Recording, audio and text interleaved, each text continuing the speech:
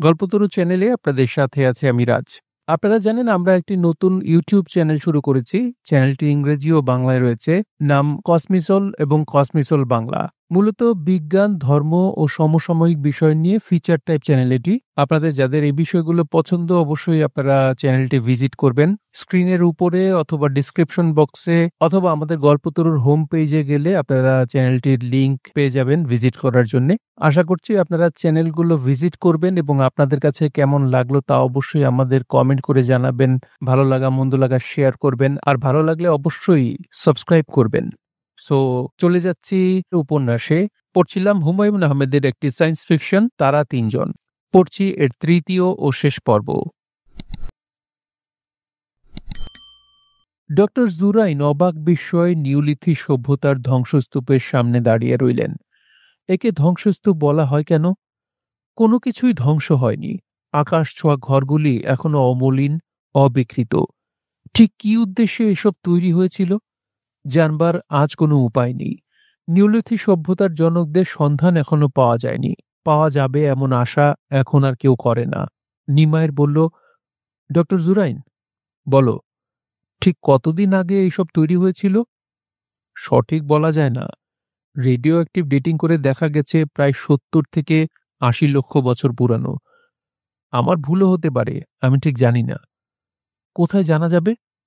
Galaxy ওয়ানের computer memory সেলে neolithic সভ্যতা সংক্রান্ত যাবতীয় তথ্যাদি আছে। তাহলে আমাদের রোবটটিও তো জানবে। সিডিসি মেমোরি সেলের অনেক কিছুই তো অনুসন্ধানী রোবটগুলির মেমোরি সেলে থাকে। ঠিক বলেছ। ডক্টর জুরাইন তার বাঁ পাশে দাঁড়ানো রোবটটির দিকে তাকাতেই রোবটটি বলল, হ্যাঁ, আমি জানি।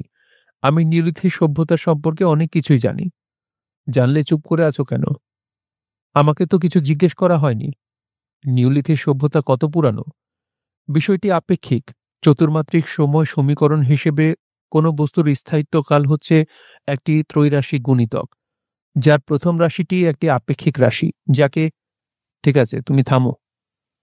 তবে গ্রহগুলিতে নিওলিথিক সভ্যতার প্রাচীনত্ব বের করা যায়। গ্রহগুলিতে ত্রৈরাশিক গুণিতকের নাম আপেক্ষিক নয়। যথেষ্ট হয়েছে, তুমি থামো। এখন থেকে যা জিজ্ঞেস করব শুধু তার উত্তর দেবে এবং খুব কম সংখ্যক বাক্য ব্যবহার করবে। ঠিক আছে, এখন বলো, এ পর্যন্ত কটি নিওলিথিক সভ্যতার সন্ধান পাওয়া গেছে? সর্বমোট ৯টি। প্রথমটি পাওয়া গেছে মিলি ওয়ানওয়ে গ্যালাক্সিতে, নবুৎসলের চতুর্থ গ্রহটিতে। সেটির বর্ণ হালকা সবুজ। ঘর ৬টি ছিল। যে ৯টি নিওলিথিক সভ্যতা পাওয়া গেছে তার প্রতিটিতে ঘরের সংখ্যা ৬। প্রতিটি থেকে অপূর্ব সুরধ্বনি হয় এবং প্রতিটির রং হচ্ছে সবুজ। এই কারণেই ইন্টারগ্যালাকটিকা এনসাইক্লোপিডিয়াতে নিওলিথিক সভ্যতাকে বলা হয়েছে সবুজ সুরময় সভ্যতা। আকাশছোঁয়ায় ঘরবাড়ি ছাড়া আর কি নিদর্শন আছে এই নিওলিথিক সভ্যতার? আর কোনোই নিদর্শন নেই। এটি একটি মহারহস্যময় ব্যাপার। আকাশছোঁয়ায় সব প্রাসাদ কি করে তৈরি করা হয়েছে তা এখনো জানা যায়নি। নিওলিথিক সভ্যতার জনকরা কোনো কিছুই লিখে রেখে যায়নি। কোনো বই নেই, যন্ত্রপাতি নেই, কিছুই নেই। হুম, রহস্যময় তো বটেই। আরও রহস্যময় হচ্ছে তাদের স্থান নির্বাচন। প্রতিটি সভ্যতা গড়ে উঠেছে জনমানবহীন গ্রহে। গ্রহগুলিতে গাছপালা পর্যন্ত নেই। এই গ্রহটির ক্ষেত্রে সেটি সত্য নয়। এখানে আমরা ৩টি প্রাণী পেয়েছি, তা ঠিক, তবে এরকম দু একটি প্রাণের সন্ধান অন্যান্য নিওলিথিক সভ্যতার ধ্বংসাবশেষেও পাওয়া গেছে। ডক্টর জুরেন খুব আশ্চর্য হলেন। এটি একটি নতুন তথ্য। কি ধরনের প্রাণের সন্ধান পাওয়া গেছে? প্রথম অভিযাত্রী দল যে নিওলিথিক সভ্যতার সন্ধান পায় সেখানে ২টি প্রাণী পাওয়া গিয়েছিল। প্রাথমিক রিপোর্টে বলা হয়েছিল প্রাণী দুটি অসম্ভব বুদ্ধিমান। সেগুলি দেখতে কেমন ছিল? সরীসৃপ জাতীয় লম্বা। এটাই কি একমাত্র উদাহরণ? না, আরও আছে। অ্যান্ড্রোমিডা নক্ষত্রপুঞ্জের বিরাট সোলের ৭ম গ্রহের যে নিওলিথিক সভ্যতা পাওয়া গেছে সেখানেও ৪টি প্রাণী পাওয়া গিয়েছিল। সেগুলি দেখতে কেমন? দ্বিপদ প্রাণী, অত্যন্ত খর্বাকৃতি। প্রাথমিক রিপোর্টে এদেরও প্রথম শ্রেণীর বুদ্ধিমান প্রাণী হিসেবে বলা হয়েছে। এইসব প্রাণী সম্পর্কে তুমি আর কি জানো? এদের সম্পর্কে বিশেষ কিছুই জানা যায় না, কারণ কোনো এক বিচিত্র কারণে ২টি মহাকাশযান ধ্বংসপ্রাপ্ত হয়েছিল। ধ্বংসের সময় প্রাণীগুলি মহাকাশযানে ছিল। ডক্টর জুরাইন নিমায়েরকে বললেন, তুমি কি ঘরগুলির ভেতর ঢুকে দেখতে চাও? হ্যাঁ, চাই। আপনি চান না? চাই, আমিও চাই। কিন্তু দুজনে একসঙ্গে যাওয়া কি ঠিক হবে? ডক্টর জুরাইন, আমার মনে হয় দুজনের একসঙ্গে যাওয়া ঠিক হবে না। ডক্টর জুরাইন অস্বস্তির সঙ্গে বললেন, ঘরগুলির ভেতর যারা যায় পরবর্তীকালে তাদের মানসিক ভারসাম্য নষ্ট হয়, এই জাতীয় কথাবার্তা শুনেছি। রোবটটি বলল, কথাটি আংশিক সত্য। কেউ কেউ মানসিক ভারসাম্য হারিয়েছে, সবাই হারায়নি। মানসিক ভারসাম্য হারাবার কারণ কি? নানান ধরনের মতবাদ আছে। কেউ কেউ বলেন জিনিসটির বিশালত্ব, নির্জনতা এবং সুরধ্বনি স্নায়ুকে প্রভাবিত করে। আবার দ্বিতীয় এক দলের ধারণা, ঘরগুলির ভেতর দাঁড়ালে বহুমাত্রিক জগৎ সম্পর্কে ধারণা হয়। ডক্টর জুরাইন ঘরের ভেতর গিয়ে দাঁড়াবেন বলে মন স্থির করলেন। এরকম সুযোগ জীবনে আর আসবে না। নিওলিথিক সভ্যতার খবর গ্যালাকটিক এম্পায়ারে পৌঁছানো মাত্র এগুলি সরকারি নিয়ন্ত্রণে চলে যাবে। এর ভেতরে যাওয়ার আর কোনো উপায় থাকবে না। নিওলিথিক সভ্যতার 50,000 গজের ভেতরে যাওয়া গ্যালাকটিক আইন অনুযায়ী একটি প্রথম শ্রেণীর অপরাধ। ডক্টর জুরাইন নিমায়েরের হাত ধরে প্রথম ঘরটির ভেতর ঢুকলেন। নিয়ন্ত্রণ কক্ষে সবাই গম্ভীর মুখে বসে আছে। অতি অল্প সময়ে বেশ কিছু বড় বড় ঘটনা ঘটে গেল। জানা গেল প্রাণীগুলি নিওলিথিক সভ্যতার সঙ্গে পরিচিত। প্রাণীগুলি অসাধারণ বুদ্ধিমান এবং তারা মানুষের ভাষায় কথা বলতে পারে। ক্যাপ্টেন আবেগশূন্য স্বরে বললেন, প্রথম শ্রেণীর জরুরি অবস্থা তুলে নিয়ে দ্বিতীয় শ্রেণীর সতর্কতামূলক অবস্থা ঘোষণা করা হোক। তৃতীয় স্তর খুলে দেওয়া হলো এবং সিদ্ধান্ত নেওয়া হলো প্রাণীগুলির সঙ্গে সরাসরি কথা বলা হবে। কথাবার্তা হবে নিয়ন্ত্রণ কক্ষে। পরিচালক মণ্ডলীর সব কজন সদস্য ছাড়াও এতে থাকবে মনস্তত্ত্ব ও সমাজবিদ্যা বিভাগের সদস্যরা। কম্পিউটার সিরিসিকেও আলোচনায় অংশগ্রহণ করতে বলা হয়েছে। আর বলা হয়েছে শ্রুরাকে। শ্রুরাকে নেওয়া হয়েছে তার ব্যক্তিগত আগ্রহের জন্যে। শ্রুরা হচ্ছে একমাত্র ব্যক্তি যার সঙ্গে ওয়ু নামধারী প্রাণীটি শতপ্রবৃত্ত হয়ে যোগাযোগ করেছে। এই একটিমাত্র কারণে শ্রুরার আগ্রহের মূল্য দেয়া হয়েছে। আলোচনা শুরু হয় গ্যালাক্সি 1-এর সময়সূচি অনুযায়ী 12:36 তিনটি প্রাণীর মধ্যে এসেছে মাত্র দুটি। তারা গোলাকৃতির ডায়াসের মাঝখানে এসে দাঁড়ালো। তাদের মাথার উপর গাছের শিকড়ের মতো বিচিত্র জিনিসগুলি অত্যন্ত দ্রুত গতিতে কাঁপছে। প্রথম কথা বললেন ক্যাপ্টেন, আমি আপনাদের তিনজনকেই আসতে বলেছিলাম, একজন দেখছি আসেননি। সে অসুস্থ, কাজেই সে সমস্যা নিয়ে ভাবছে। আপনার কথা বুঝতে পারছি না। সে অসুস্থ, কাজেই সে ব্যথা ভুলে থাকবার জন্য সমস্যা নিয়ে ভাবছে। কিছু মনে করবেন না, আমি এখনো ঠিক বুঝতে পারছি না। শারীরিক ব্যথাবোধ ভুলে থাকবার জন্য আমরা সমস্যা নিয়ে চিন্তা করি। কি ধরনের সমস্যা নিয়ে সে চিন্তা করছে? যাকে আপনারা হাইপার ডাইভ বলছেন, তাই নিয়ে। নিয়ন্ত্রণ কক্ষে একটু মৃদু গুঞ্জন উঠল। ক্যাপ্টেন বললেন, আপনারা নিঃসন্দেহে প্রথম শ্রেণীর বুদ্ধিমান প্রাণী। আপনাদের সঙ্গে পরিচিত হয়ে আমরা সবাই বিশেষ গর্বিত ও আনন্দিত। প্রাণীটি কিছুক্ষণ চুপ করে থেকে বলল, আমার মনে হচ্ছে আপনি ঠিক বলছেন না। আপনি মোটেই আনন্দিত নন। ঠিক এই মুহূর্তে আপনি আমাকে ঘৃণা করছেন এবং ভাবছেন কি করে আমাদের তিনজনকে সবচেয়ে কম পরিশ্রমে মেরে ফেলা যায়। নিয়ন্ত্রণ কক্ষে বড় রকমের একটি গুঞ্জন উঠল। সেই গুঞ্জনের মধ্যেই প্রাণীটি থেমে থেমে বলল, আমাদের একটি ক্ষমতা হচ্ছে আমরা আপনাদের মনের কথা বুঝতে পারি। ক্যাপ্টেন অনেকক্ষণ কোনো কথা বলতে পারলেন না। দীর্ঘ নীরবতার পর প্রথম কথা বলল শ্রুরা, আমি তোমাদের ঘৃণা করি না। তোমাদের অসাধারণ বুদ্ধি দেখে আমি সত্যি সত্যি মুগ্ধ। আপনি ঠিক কথাই বলেছেন। আপনার মতো আরো 8 জন মানুষ এখানে আছেন যাদের মনে আমাদের সম্পর্কে কোনো খারাপ ধারণা নেই। এবার কথা বললেন মনস্তত্ত্ব বিভাগের প্রধান হ্যারম্যান। আমাদের সম্বন্ধে আপনার ধারণা কি? প্রযুক্তিবিদ্যায় আপনাদের দক্ষতা সীমাহীন। এছাড়া আর কি বলার আছে আপনার? আপনারা অত্যন্ত সন্দেহপ্রবণ। হ্যারম্যান বললেন, কেন আমরা সন্দেহপ্রবণ বলতে পারেন? অর্থাৎ আমি বলতে চাচ্ছি, কি কারণে আমাদের এই সন্দেহপ্রবণতা? আত্মবিশ্বাসের অভাব এর একমাত্র কারণ। আপনাদের সভ্যতা যন্ত্রনির্ভর। যন্ত্রনির্ভর সভ্যতার জন্যেই আপনাদের নিজের উপর বিশ্বাস কম। যন্ত্র কিন্তু আমাদেরই তৈরি। আপনাদের তৈরি হলেও যন্ত্রের সঙ্গে আপনাদের যোগ প্রতিষ্ঠিত হয়নি। আপনাদের তৈরি কম্পিউটারকে আপনারা সন্দেহের চোখে দেখেন। কম্পিউটার সিডিসি বলল, আমি এক্ষেত্রে আপনাদের যুক্তি সমর্থন করছি। হেরম্যান বললেন, আপনাদের সভ্যতা কি যন্ত্রনির্ভর নয়? আমরা আমাদের সভ্যতা সম্পর্কে কিছুই জানি না। বলতে চান আপনাদের কোনো সভ্যতা নেই? জ্ঞানের বিকাশকে যদি সভ্যতা বলেন, তাহলে আমাদের সভ্যতা আপনাদের ভাষায় প্রথম শ্রেণীর। আমরা সমস্যার সমাধান করতে পারি। যে কোনো সমস্যার সমাধান করতে পারেন? হ্যাঁ, পারি। আপনি একাই শুধু আমাদের সঙ্গে কথা বলছেন। আপনার সঙ্গী চুপ করে আছেন কেন? আমরা ৩ জন একসঙ্গে কথা বলছি। আমার অসুস্থ সঙ্গী যে আসেনি সেও আলোচনায় অংশগ্রহণ করছে। আপনি কিন্তু বলেছেন আপনার অসুস্থ সঙ্গী সমস্যা নিয়ে ভাবছেন। সমস্যা নিয়ে ভাবার সময়ও আমরা ইচ্ছা করলে কিছু বাহ্যিক যোগাযোগ রাখতে পারি। জীববিজ্ঞান পরিষদ থেকে পরবর্তী প্রশ্নগুলি হল, মোট কত ধরনের প্রাণের বিকাশ এখানে হয়েছে? এখানে কোনো প্রাণের বিকাশ হয়নি। আমরা ৩ জন ছাড়া এখানে অন্য কোনো প্রাণী নেই। আপনি কি এ ব্যাপারে পুরোপুরি নিশ্চিত? আমরা নিশ্চিত। আমরা দীর্ঘদিন এই গ্রহে আছি। কতদিন ধরে আছেন? আপনাদের হিসেবে ৩০০ বছর। জীবন ধারণের জন্য আপনাদের খাদ্য গ্রহণের প্রয়োজন হয় না? না। আপনাদের শরীরবৃত্তীয় কার্যাবলী পরীক্ষার জন্য আমরা কিছু পরীক্ষা-নিরীক্ষা করতে চাই। এ ব্যাপারে আপনাদের আপত্তি আছে? না, আপত্তি নেই। আপনারা এই গ্রহের বাসিন্দা? আমরা সঠিক বলতে পারছি না। আপনারা সব সমস্যার সমাধান করতে পারেন বলে বলেছেন। এই সমস্যাটি সমাধান করতে পারেননি? না, পারিনি। তবে চেষ্টা চলছে। কিছু সমস্যা আছে যার সমাধান নেই। এটিও এ ধরনের সমস্যা কিনা বলতে পারছি না। সমাধান নেই এ ধরনের একটা সমস্যার কথা আমাদের বলুন। যেমন ধরুন, আকাশের বাইরে কি আছে? আকাশ বলতে আপনি কি মহাশূন্য বোঝাচ্ছেন? আমি বোঝাচ্ছি আমার চারপাশে যা আছে তা। আপনাদের ধারণা আকাশের বাইরে কি আছে সে সমস্যার সমাধান নেই? হ্যাঁ, আমাদের ধারণা সেরকম। আমরা মনে করি আকাশের বাইরে আছে আরেকটি আকাশ, তার বাইরে আরেকটি আকাশ, তার বাইরে। আপনাদের যুক্তি বুঝতে পারছি। হ্যাঁ, অসীম সম্পর্কে ধারণা করা সম্ভব নয়।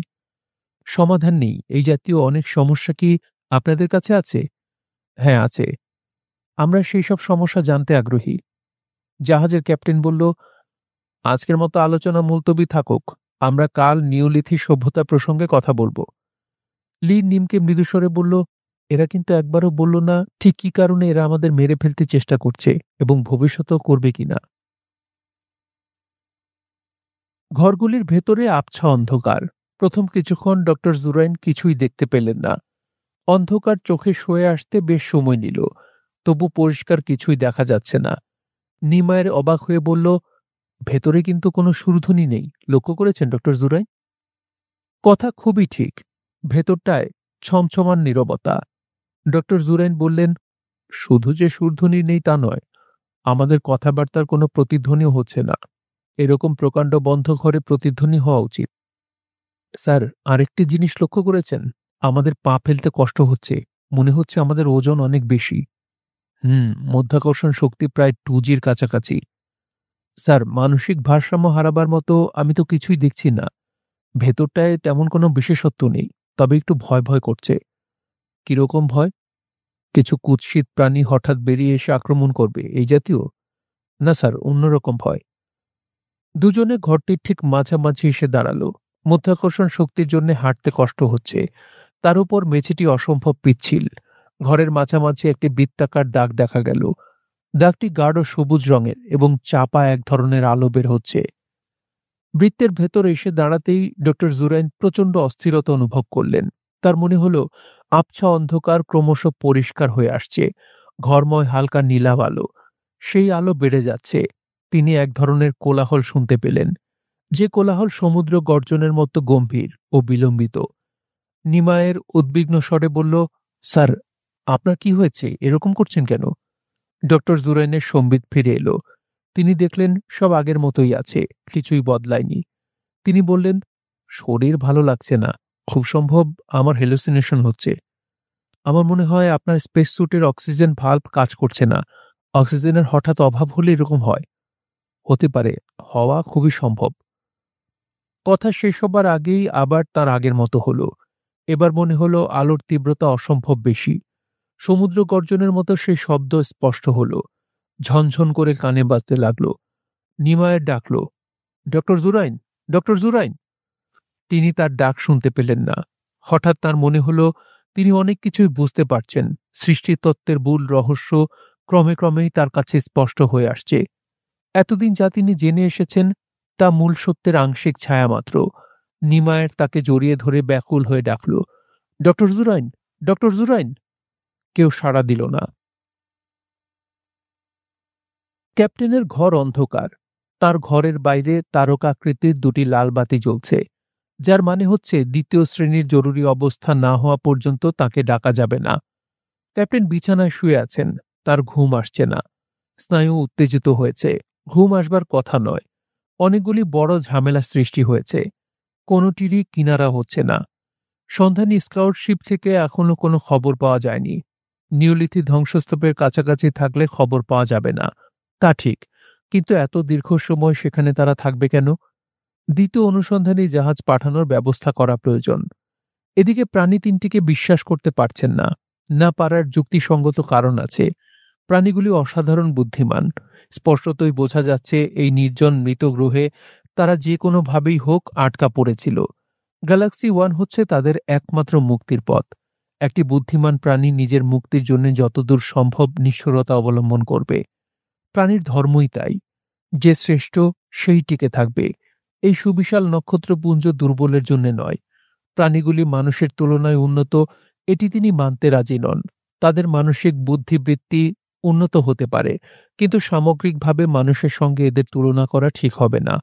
কিন্তু যদি এরা সত্যি মানুষের চেয়ে উন্নত হয়, তাহলে সম্ভাবনা একেবারে উড়িয়ে দেওয়া যাচ্ছে না। ক্যাপ্টেন চিন্তিত মুখে সুইচ টিপে সিডিসির সঙ্গে যোগাযোগ করলেন। Hello captain. হ্যালো। ঘুম আসছে না? না। এক হাত খেলবেন? তা খেলা যেতে পারে। ত্রিমাত্রিক পর্দায় দাবার গুটি ভেসে উঠল। ক্যাপ্টেন ক্লান্ত স্বরে বললেন, আমি আমার পুরনো খেলা খেলব, পন কুইন 4। কম্পিউটার সিডিসি বলল, নতুন পরিস্থিতিতে নতুন খেলা খেলতে হয় ক্যাপ্টেন। তার মানে? যখন পারিপার্শ্বিকতা বদলায় তখন নিজেকেও বদলাতে হয়। আসুন আজ আমরা নতুন খেলা খেলি। সিডিসি, তুমি হেয়ালিতে কথা বলছো। স্যার, আমি একটি যন্ত্র বিশেষ, যন্ত্রের মধ্যে আছে যুক্তি, হেয়ালি নয়। হেয়ালি আপনাদেরই একচেটিয়া। ক্যাপ্টেন সুইচ টিপে সিডিসির সঙ্গে কানেকশন কেটে দিলেন। তার আর দাবা খেলতে ইচ্ছা হচ্ছে না, মাথা ধরেছে, ঘুমানো দরকার। কিন্তু ঘুম এলো না। দীর্ঘ সময় কাটল এপাশ ওপাশ করে। কিছুক্ষণ কেবিনের এ মাথা থেকে ও মাথা পর্যন্ত পায়চারি করলেন। কেবিনের তাপমাত্রা নামিয়ে দিলেন 2 ডিগ্রি, তবু ঘুমের কোনো লক্ষণ দেখা গেল না। তিনি সুইচ টিপে আবার ডাকলেন সিডিসিকে। Hello CDC. হ্যালো ক্যাপ্টেন, খেলাটা তাহলে শুরু করবেন? না, আমি তোমাকে ডেকেছি ভিন্ন কারণে। বলুন। তুমি যদি গ্যালাক্সি ওয়ান ক্যাপ্টেন হতে, তাহলে কি করতে? আমি ঘুমের ওষুধ খেয়ে ঘুমানোর চেষ্টা করতাম। ক্যাপ্টেনের ভ্রু কুঞ্চিত হল। খানিকক্ষণ চুপ করে থেকে বললেন, প্রাণীগুলিকে নিয়ে কি করতে? ওদেরকে এই গ্রহে নামিয়ে দিয়ে ফিরে যেতাম। কেন নামিয়ে দিতে কেন? যেসব প্রাণীদের অমিক্রণ রশ্মি দিয়েও কাবু করা যায় না, তারা গ্যালাক্সি ওয়ানের নিরাপত্তার এক বিরাট হুমকি। কিন্তু এরা বুদ্ধিমান প্রাণী। বুদ্ধিমান প্রাণী বলেই এরা বিপজ্জনক। এদেরকে এই গ্রহে নামিয়ে দিতে চাইলে ওরা রাজি হবে? না, এরা রাজি হবে না। এই প্রান্তহীন গ্রহে ওদের কিছু করার নেই। আমাদের সঙ্গে এসে এরা নতুন জীবন ফিরে পেয়েছে বলা চলে। প্রাণীগুলিকে তোমার কেমন লাগছে সিডিসি? চমৎকার। এদের দাবা খেলা শিখিয়ে আমি একবার বুদ্ধির শক্তি পরীক্ষা করিয়ে দেখতে চাই। সিডিসি, বলুন স্যার। তুমি এ জাহাজের ক্যাপ্টেন হলে কি করতে? আমি এদের মেরে ফেলতে চেষ্টা করতাম। এদের মেরে ফেলবার পেছনে তোমার কি কি যুক্তি আছে? আমার 3টি যুক্তি আছে, কিন্তু আপনাকে একটি শুধু বলবো। বলো। স্যার, আপনি জানেন না যে আরও 2 জায়গায় মানুষের সঙ্গে কল্পনাতীত বুদ্ধিমান প্রাণীর দেখা হয়েছে? সেখানেও নিওলিথি সভ্যতা ছিল। 2 জায়গাতেই মহাকাশযানের নাবিকরা বুদ্ধিমান প্রাণীগুলিকে জাহাজে তুলে নিয়ে আসছিল, এবং 2টি ক্ষেত্রেই হাইপার ডাইভের আগে আগে মহাকাশযান দুটি বিনষ্ট হয়েছে। আমাদের সঙ্গে ওদের মিল লক্ষ্য করেছেন? ওই ক্ষেত্রেও প্রাণীগুলি মাকড়সা জাতীয় ছিল? না, তা ছিল না। নিওলিথি সভ্যতার সঙ্গে প্রাণীগুলির কি সম্পর্ক? আপনার প্রশ্নের উত্তর দেবার মতো যথেষ্ট তথ্য আমার জানা নেই। সিডিসি, বলুন স্যার। নিওলিথি সভ্যতা সম্পর্কে আরও জানতে চাই। আমাদের লাইব্রেরিতে একটি মাইক্রোফিল্ম করা বই আছে, অজানা সভ্যতা, সেটি পড়ে দেখতে পারেন। তাছাড়া যা যা জানতে চান আমাকে জিজ্ঞেস করতে পারেন। ক্যাপ্টেন সুইচ টিপে সিডিসির সঙ্গে যোগাযোগ বিচ্ছিন্ন করলেন। বেরিয়ে এলেন হল ঘরে, লাইব্রেরি থেকে বইটি নিতে। লাইব্রেরি 3য় স্তরে, অনেকখানি হাঁটতে হবে। 3য় স্তরে ঢুকবার মুখেই তার দেখা হলো লির সঙ্গে। তিনি সহজ স্বরে বললেন, হ্যালো ক্যাপ্টেন। কিছু বলবেন? আপনি মনে হচ্ছে একটি বইয়ের খোঁজে যাচ্ছেন। ক্যাপ্টেন ইতস্তত করে বললেন, কোত্থেকে জানলেন? আপনার মস্তিষ্কের কম্পন থেকে। আমি তো আপনাকে আগেই বলেছি আমরা আপনাদের চিন্তার ধারা বেশ খানিকটা বুঝতে পারি। হ্যাঁ, তা অবশ্যই বলেছেন। আপনি যে বিষয় সম্পর্কে জানতে চাচ্ছেন, আমিও সেই বিষয় জানতে চাই। আপনি নিশ্চয়ই মাইক্রোফিল্ম পড়তে জানেন না, নাকি জানেন? না, জানি না। তবে আপনি যখন পড়বেন, তখন আমি যদি আশেপাশে থাকি তাহলেই সব বুঝতে পারব। নিওলিথিক সভ্যতা সম্পর্কে আপনার আগ্রহের কারণ কি? আমরা কোত্থেকে এসেছি তা জানতে চাই। ক্যাপ্টেন, আমরা এই গ্রহের অধিবাসী নই। আমাদের অন্য কোনো জায়গা থেকে এনে বিচ্ছিন্ন করে রাখা হয়েছে। আমাদের ধারণা নিওলিথিক সভ্যতার সঙ্গে এর সম্পর্ক আছে। আপনি কি ঘরগুলির ভেতরে কখনো গিয়েছেন? না, তবে নিম একবার গিয়েছিল। যাননি কেন? আমাদের উপর নিষেধ ছিল। আমাদের মা নিষেধ করেছিলেন যেন কখনো তার আশেপাশে না যাই। আপনার মায়ের কথা তো কখনো বলেননি? বলবার সুযোগ হয়নি। ক্যাপ্টেন খানিকক্ষণ চুপ থেকে বললেন, আসুন আমার সঙ্গে। আমি লাইব্রেরিতে বসেই পড়ব। আপনি থাকুন আমার পাশে। ক্যাপ্টেন, আপনাকে অসংখ্য ধন্যবাদ। এই বইটি ছাড়াও অন্য কোনো বই যদি আপনার পড়তে ইচ্ছা হয়, আপনি বলবেন, আমি ব্যবস্থা করব। অসংখ্য ধন্যবাদ ক্যাপ্টেন। আপনার জন্যে আমি কি কিছু করতে পারি? ক্যাপ্টেন খানিকক্ষণ স্থির দৃষ্টিতে তাকিয়ে থেকে বললেন, আছে। আমার একটি সমস্যা আছে। আমি যথাসময়ে আপনাকে সমাধান করতে দেব।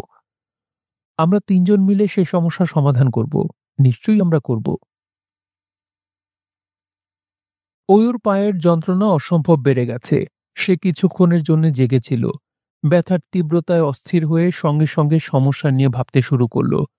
নিম পরীক্ষা করে দেখল পাটি নষ্ট হয়ে যাচ্ছে। সেটা তেমন ভয়াবহ নয়, কিন্তু ভয়াবহ হচ্ছে শরীরের অন্যান্য কোষগুলিও নষ্ট হতে শুরু করেছে।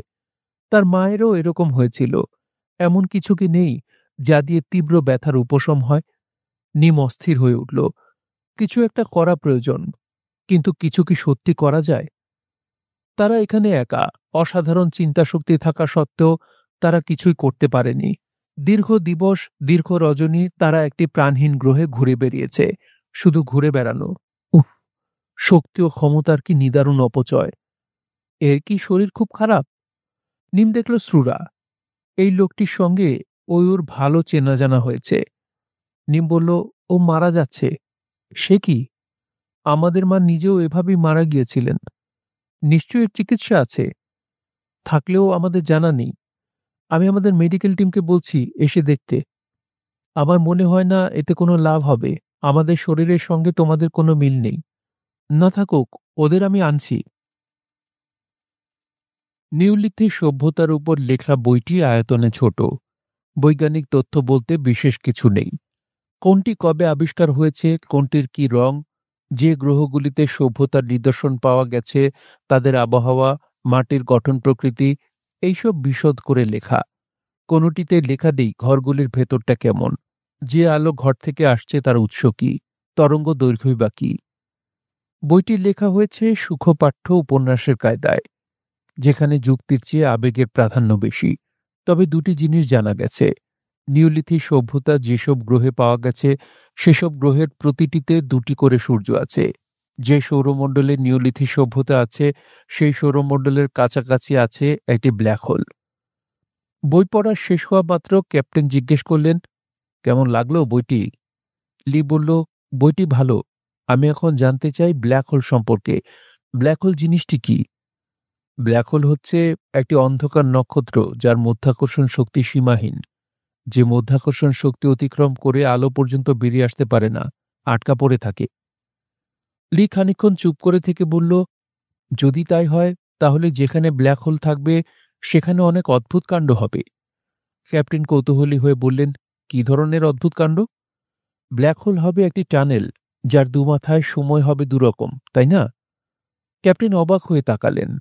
এত অল্প তথ্যের উপর নির্ভর করে সঠিক সিদ্ধান্তে আসা অসম্ভব ব্যাপার। তার একটু ঈর্ষাবোধ হল। মেডিকেল বোর্ডের প্রধান জীববিদ্যা বিভাগের দেয়া কার্ডটি বেশ কয়েকবার পড়লেন। বহুপদ প্রাণী, সভ্যতা শ্রেণী অজানা, সমাজ শ্রেণী অজানা, বুদ্ধিমত্তা হলডেন টেস্ট নাবাচক, অবস্থান নক্ষত্র FOV, বর্ণালী লাল ও নীল, আর 9.717, theta 00.07 feet 1 inch, phi 210.20 feet 37 inch. গ্রহ 6, বয়স 114 into 10^17 second, biology si.s.ac.cl.ge.he.cu, neutron স্ফটিক আচ্ছাদন ধাতু সিলিকন সংকর চৌম্বকীয় আধান। এ প্রাণীটির চিকিৎসা করার পথ কোথায়? ব্যথা কমাবার জন্য স্নায়ুকে অবশ করে দেয়া যেতে পারে, কিন্তু স্নায়ুর গঠন প্রকৃতি জানা নেই। জানতে হলে যেসব পরীক্ষা নিরীক্ষা করতে হবে তার ব্যবস্থা গ্যালাক্সি ওয়ানে নেই। শ্রোরা গম্ভীর হয়ে বলল, কিছুই করবার নেই? না, কিছুই করবার নেই। পা কেটে বাদ দেওয়া যায় না? না, সম্ভব নয়। এদের শরীর সম্পর্কে আমরা কিছুই জানি না। খুবই দুঃখের ব্যাপার ডাক্তার। হ্যাঁ, দুঃখের। ক্যাপ্টেন ডেকে পাঠিয়েছেন শ্রুরাকে। তার ঘরের সামনে একটি লাল তারা। প্রথম শ্রেণীর জরুরি অবস্থা ছাড়া তাকে বিরক্ত করা যাবে না। নিশ্চয়ই কোনো জটিল বিষয় নিয়ে তিনি ব্যস্ত। দরজায় নক করতেই ক্যাপ্টেন বললেন, ভেতরে এসো শ্রুরা। শ্রুরা অবাক হয়ে দেখল ক্যাপ্টেনের চোখে মুখে ব্যস্ততার কোনো চিহ্ন নেই, শান্ত মুখভঙ্গি। স্যার, আমাকে ডেকে পাঠিয়েছেন? হ্যাঁ, এসো। কি ব্যাপার স্যার? তোমার বন্ধুটি শুনলাম অসুস্থ। জি স্যার। আমাদের মেডিকেল বোর্ড কিছু করতে পারছে না? জি না স্যার। তোমার সঙ্গে এই প্রাণীগুলির বেশ ভালো সম্পর্ক আছে, ঠিক না? ওর সঙ্গে আমার প্রায় কথাবার্তা হয়। তোমাকে ওরা বন্ধু হিসেবে নিয়েছে মনে হয়। স্যার, তা তো বলতে পারবো না।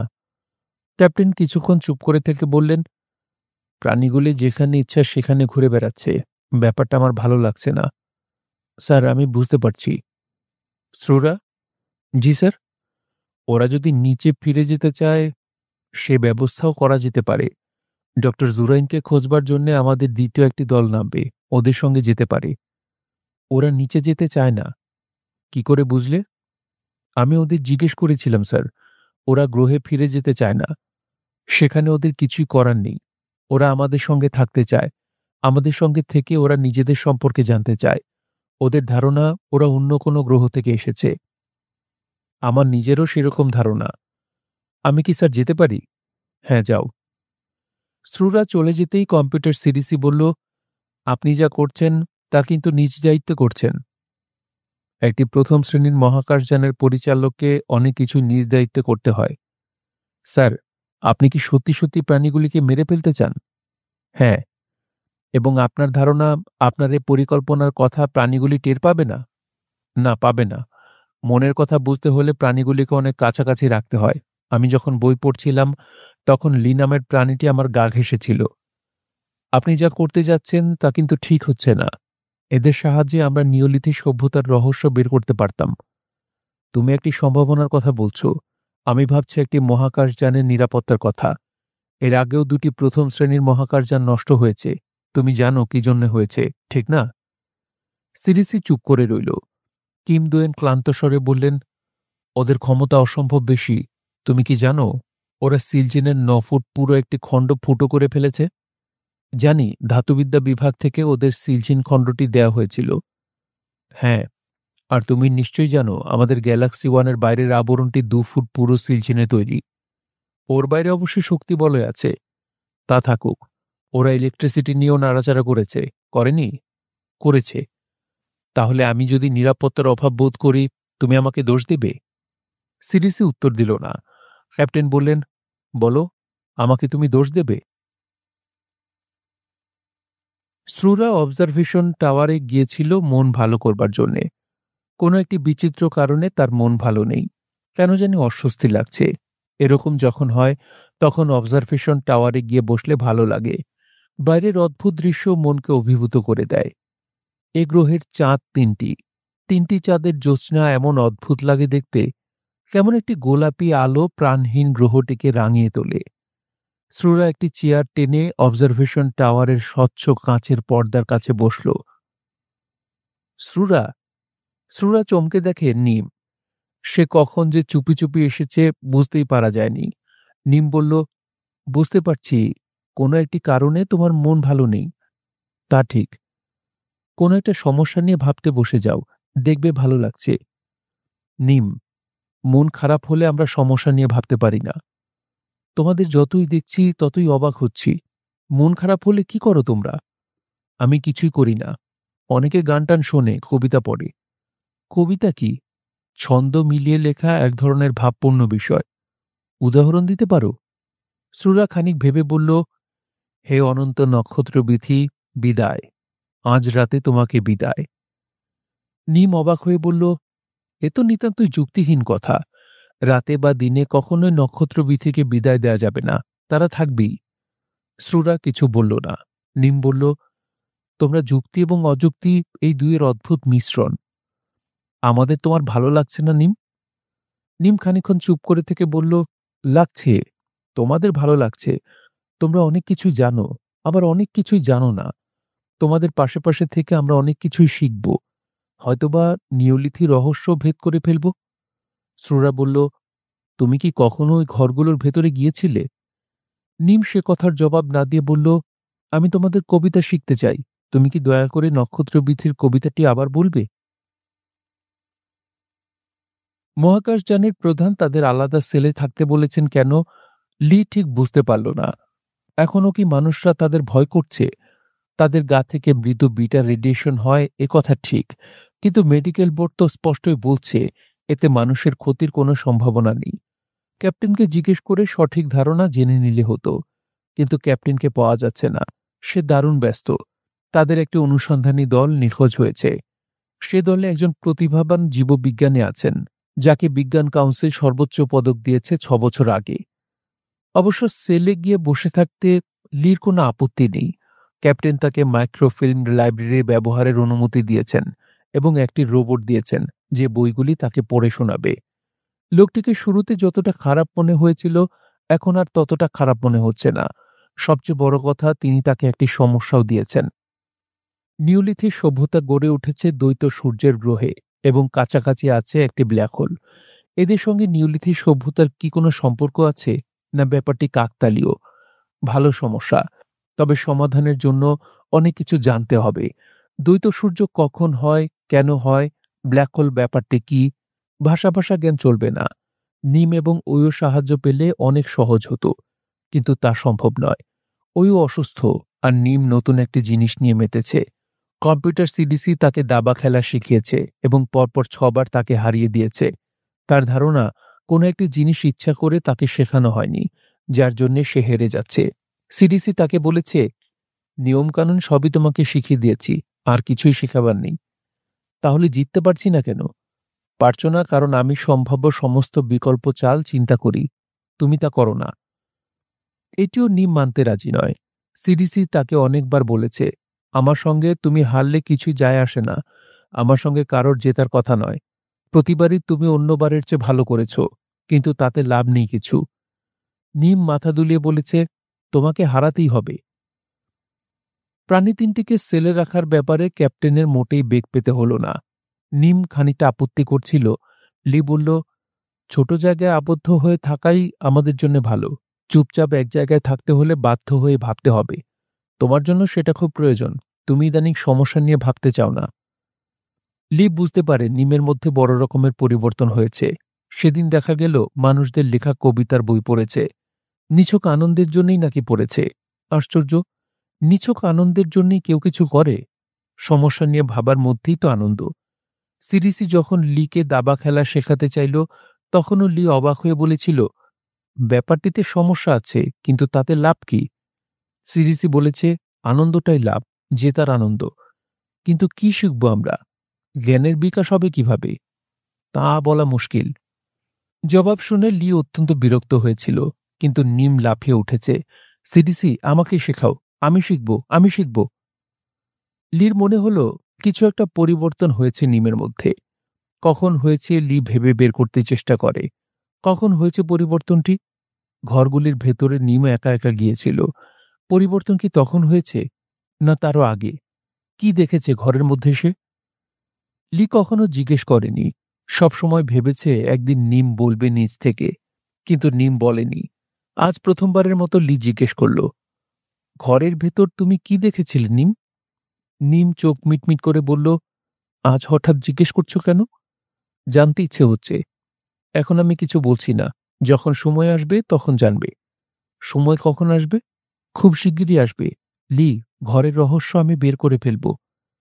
তুমি কি এইসব নিয়ে ভাবো? হ্যাঁ, ভাবি। সবসময় ভাবি। নতুন যে তথ্য পাওয়া গেছে সেগুলি কি তুমি জানো? দ্বৈত সূর্য এবং ব্ল্যাক হোল? আমি জানি। লি চুপ করে গেল।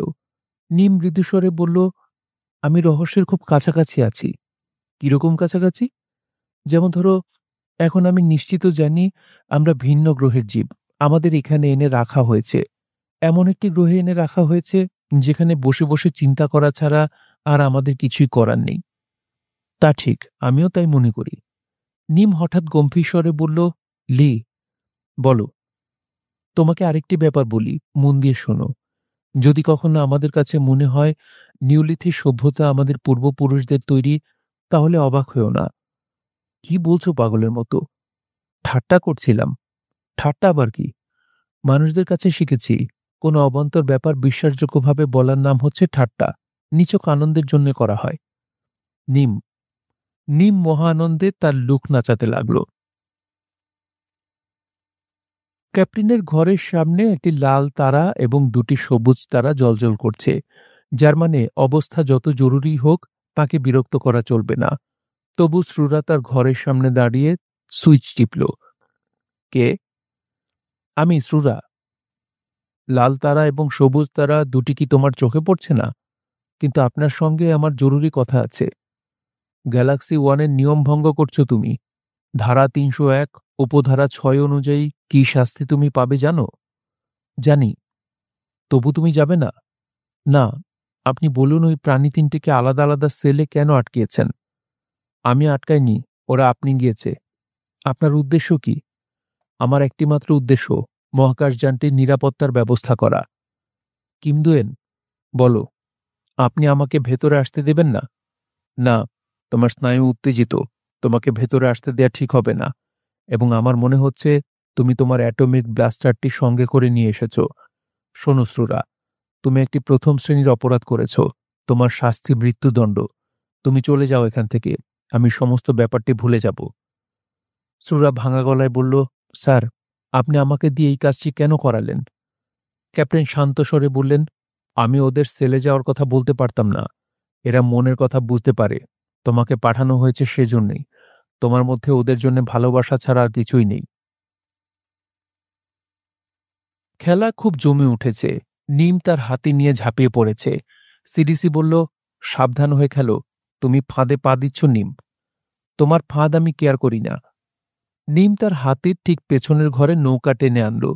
সিডিসি বলল, এতে ভালো হবে না। আমি আমার ঘোড়া নিয়ে আসছি। নৌকা নিয়ে আক্রমণের সুযোগ পাবে না তুমি। নিম চিন্তিত মুখে তাকিয়ে রইল। সত্যি সত্যি সে আটকা পড়ে গেছে। এখন একমাত্র পথ কালো হাতিটি নিচে নামিয়ে নেয়া। তাতে কি লাভ হবে? নিম কালো হাতিটি সরালো। আর ঠিক তখন সুতীব্র অমিক্রণ রশ্মি ঝলসে উঠল। থার্মাল অ্যাক্সিলেটর কাঁপতে শুরু করল। নিম স্তম্ভিত হয়ে বলল, কি হচ্ছে এসব? সিডিসি ধাতব স্বরে বলল, আমি চাল দিয়েছি, তুমি তোমার গজ সরাও নিম। নিম অবাক হয়ে বলল, মানুষরা কি আমাদের মেরে ফেলতে চাচ্ছে? সিডিসি বলল, তুমি দেরি করছো নিম। আমার কথার জবাব দাও। তোমরা কি আমাদের মেরে ফেলতে চাচ্ছ? হ্যাঁ। নিম ব্যাকুল হয়ে ডাকল, লি, ওয়ু, কোথায় তোমরা? কোনো সাড়া পাওয়া গেল না। আহ, কি অসহনীয় উত্তাপ! সিডিসি বলল, দাও, কি চাল দেবে? নিম তার একটি ঘোড়া এগিয়ে আনল। সিডিসি উৎফুল্ল স্বরে বলল, তুমি জিতে যাচ্ছ। বাহ, চমৎকার! তুমি এই খেলাটিতে জিতে যাচ্ছ। নিম ক্লান্ত স্বরে বলল, তুমি ইচ্ছা করে ভুল চাল দিয়ে আমাকে জিতিয়ে দিচ্ছ। তার প্রয়োজন নেই। আমি এভাবে জিততে চাই না। বেশ, তাহলে আমি চালটি ফিরিয়ে নিই। সিডিসি, আমি পারছি না। আমাকে এখন কোনো সমস্যা নিয়ে ভাবতে হবে। ব্যথা ভুলে থাকার অন্য পথ কিছু নেই। নিমের শরীরের সিলিকন কোষ গলে যেতে শুরু করেছে। একটি অত্যন্ত জটিল সমস্যা নিয়ে ভাবতে শুরু করা দরকার। কিন্তু কোনো সমস্যা মাথায় আসছে না। শুধু সুখ কল্পনা আসছে। নিম যেন দেখতে পাচ্ছে বহুকাল আগের তার হারানো মা ফিরে এসেছেন। কোমল কণ্ঠে বলছেন, এসো আমার বাবারা, এসো আমার সোনারা। কোথায় আমার দুঃখী লি? কোথায় আমার মানিক ওয়ু? কোথায় আমার পাগলা নিম? নিম ফিসফিস করে বলল, মানুষের মতো বুদ্ধিমান প্রাণী এত হৃদয়হীন হয় কি করে? কম্পিউটার সিডিসি, বলো, শুনছি। আমি তোমাদের ক্যাপ্টেনের সঙ্গে কথা বলতে চাই। আমি নিওলিথিক সভ্যতার রহস্য ভেদ করেছি। মরবার আগে মানুষদের তা জানিয়ে যেতে চাই। অমিক্রন রশ্মি তীব্রতর হল। নিওলিথি রহস্যের কথা আর নিমের বলা হলো না। কম্পিউটার সিরিজটি গ্যালাক্সি ওয়ানের প্রতিটি কক্ষে নিওলিথিক সভ্যতার অপূর্ব বিষাদমাখা সুর বাজতে শুরু করেছে। ক্যাপ্টেন একাকী তার ঘরে বসেছিলেন। সুরের জন্যই হোক বা অন্য কোনো কারণেই হোক, তার চোখ দিয়ে টপ টপ করে জল পড়ছিল। মাকড়সা জাতীয় ওই তিনটি প্রাণী ছিল অসামান্য বুদ্ধিমত্তার অধিকারী। ছায়াপথ এবং অ্যান্ড্রোমিডা নক্ষত্রপুঞ্জে এদের চেয়ে বুদ্ধিমান প্রাণী নেই বলে ধারণা করা হয়।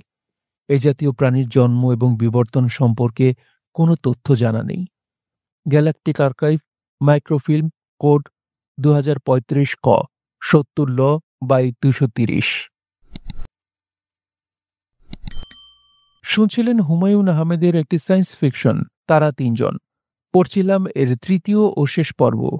এই সায়েন্স ফিকশনটি আপনাদের কাছে কেমন লাগলো তা অবশ্যই কমেন্ট করে আমাদেরকে জানাতে পারেন। ভালো লাগলে একটি লাইক করবেন, চাইলে শেয়ার করে অন্যকে শোনার সুযোগ করে দিতে পারেন। সবাই ভালো থাকবেন, সুস্থ থাকবেন এবং গল্পতরুর সঙ্গেই থাকবেন। ধন্যবাদ।